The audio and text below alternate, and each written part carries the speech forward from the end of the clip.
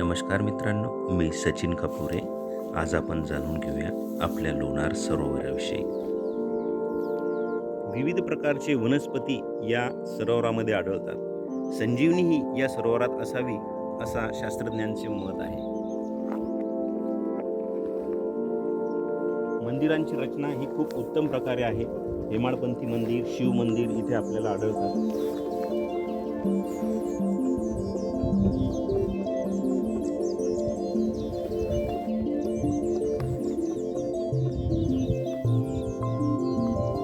या पाण्याची खोली जवळपास 500 फूट खोल असं हे सरोवर आहे व हा जो बाहेरील भाग आहे यामध्ये भरपूर प्रकारचे खनिजे आपल्याला मिळतात। त्यामध्ये ग्राफाइट असेल, सल्फर असेल, वेगवेगळ्या प्रकारच्या पाण्यामध्ये क्षार मिसळलेले आपल्याला आढळतात। चला तर जाणून घेऊया लोणार सरोवराची निर्मितीविषयी।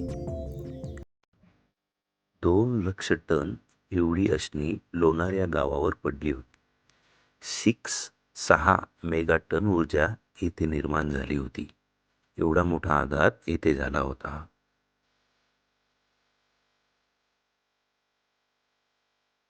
असे त्या सरोवराच्या विषयी वाल्मिक रामायणामध्ये असं लिहिलं आहे की या सरोवरामध्ये जेव्हा हा अश्नी पडला तेव्हा अश्नीचे जे मेन ग्राफाइट सारखे खूप कडक आणि तीक्ष्ण दगड होते ते खोलवर पर्यंत रुजल्या गेले व कोणतीही गरम वस्तू ही थंड जागेकडे अट्रॅक्ट होते।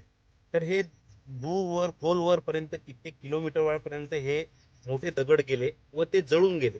त्यामुळे त्या फ्लोनी जे वापस यायचं थंड्याकडून गरमकडे तर त्यामधून पाणी आलं बरंच। असं वैज्ञानिक दृष्टीने इथे 5 जिवंत झरे आहेत। त्या 5 जिवंत झऱ्याला वाल्मिक रामायणामध्ये पंचाप्सर सरोवर असं श्री प्रभू रामांनी म्हटले गेलेलं आहे, असं नमूद केलेलं आहे। याची उत्पत्ती खूपच महत्त्वाची आहे। त्याचप्रमाणे आपण या सरोवरामध्ये विविध प्रकारचे प्राणी बघू शकतो। नुकतेच इथे बिबट 5 ते 6 प्रकारचे बिबट व 160च्या वरती पक्ष्यांची प्रजाती आहे। इथे विदेशातले पक्षीही येतात, बरेच वेळ थांबतात व चालल्या जातात। असे वैविध्यपूर्ण आमचं सरोवर आहे। इथे लोणार सरोवराचे नाव लोणार का पडले याविषयी आपण जाणून घेऊया। लोणार सरोवरामध्ये लवणासूर नावाचा राक्षस इथे राहत होता। लवणासूर राक्षसाचा असा आहे की श्री कश्यप ऋषी याला दिती नावाची जी राणी होती तिला 3 मुलं झाले। एक कोल्हासूर, लवणासूर व गयासूर। यांनी शिवाची तपश्चर्या करून अनेक वर मिळवले व त्या वरामुळे त्यांना खूप ताकद निर्माण झाली व ते सर्व लोकांना परेशान करत होते, त्यांना त्रास देत होते। तर इथे लवणासूर राक्षस आल्यानंतर लवणासूर राक्षसांनी तेच केलं, ऋषी मुनी यांना त्रास देण्यास सुरुवात केली। तर मग विष्णूंनी बाल रूप घेऊन त्याला मारण्याकरता इथे आले। तर त्यावेळेस त्याच्या नाभीमध्ये त्यांनी आपला अंगठा ठेवून त्याला चिरडल्या गेले। आकाशवाणी अशी झाली होती जेव्हा हे चिरडले जाईल तर त्याच्या रक्ताचं जे पाणी आहे ते पाणी तयार होईल, ज्याचे अस्थी आहेत त्यापासून क्षार तयार होईल असं याच्यामध्ये दिलेलं आहे। आणि जेव्हा त्यांचे पाय भरले आहेत रक्ताने ते माखलेले होते ते वर येण्याकरता तिथे गया तयार झाली आहे। तर ती आपण धार जी धारातीर्थ आहे ते त्यासाठी आलेले आहे।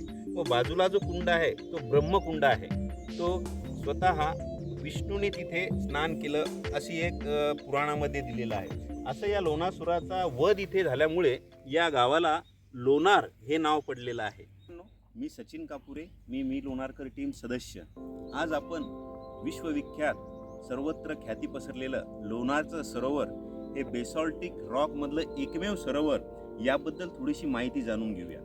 आपण बघत आहात हा जो बाजूचा फलिक आहे हे सर्व लोणार सरोवर आहे। एक अश्नी या इथे धडकल्यामुळे शास्त्रज्ञांच्या म्हणण्याप्रमाणे इथे हा खळगा तयार झाला। यालाच लोणारचे विवर असे म्हणतात। हे विवर शास्त्रज्ञांच्या मते 52,000 वर्षापूर्वीचे आहे। काही शास्त्रज्ञांच्या मते हे 5 लाख वर्षापूर्वीचे आहे। शास्त्रज्ञांचं दुमत असं आहे की हे उल्कापाताने निर्माण झालं असावं, परंतु काही शास्त्रज्ञांचं मत असंही आहे की हे भूगर्भातून जो लाव्हा येतो तो लाव्हा रसमुळे निर्माण झालंय असंही आहे। परंतु आता जवळच्या वर्षामध्ये हे जे विवर आहे हे विवर हे अश्निपातानेच झालं आहे हे बऱ्याच प्रकारे सिद्ध झालेले आहे। तर आपण आज या सरोवराची माहिती घेऊया।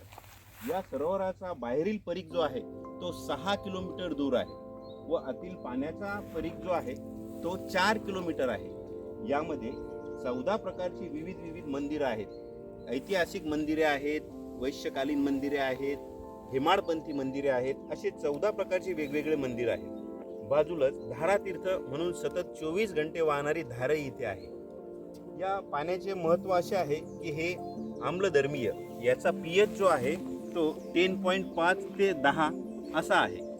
या पाण्याचे महत्त्व असे आहे की यामध्ये क्षारयुक्त पाणी असल्यामुळे हे पिण्यास योग्य नाही आहे. असं हे सुंदर असं सरोवर आपण बघू शकता.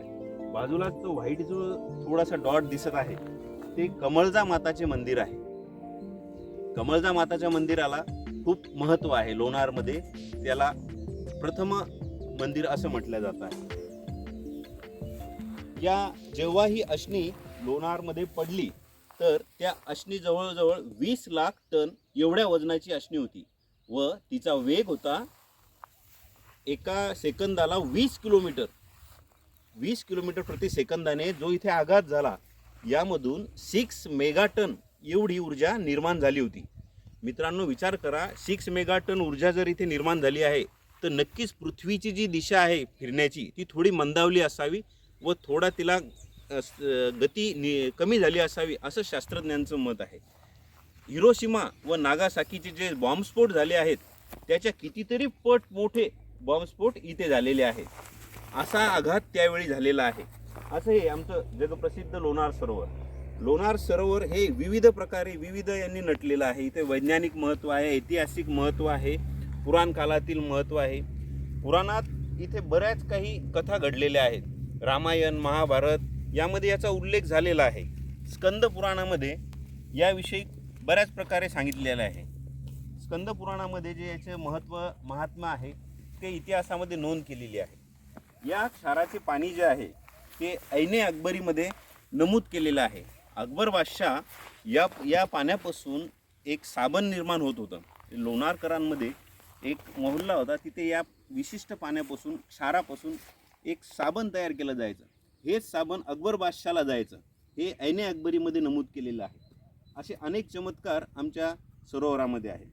हेच नव्हे तर या खाऱ्या पाण्याच्या सरोवराच्या बाजूला जर आपण एक छोटा गड्डा केला व तिथे जर खोदण्याचं काम केलं तर तिथे चांगलं पाणी येतं, पिण्यायोग्य पाणी येतं. 10 pH असून त्यामधून जे फिल्टर होऊन पाणी येतं ते चांगलं पाणी आपण पिण्यास योग्य आहे, असं पिण्यास योग्य प्राण्यांसाठी आहे. इथे प्राण्यांचा विचार केला तर भरपूर प्राणी या अभयारण्यामध्ये सापडतात. 11/11/2020 मध्ये आपल्या या सरोवराला रामसरचा दर्जा प्राप्त झालेला आहे. रामसर हा एक मोठा आणि जागतिक दर्जा आपल्याला मिळालेला आहे.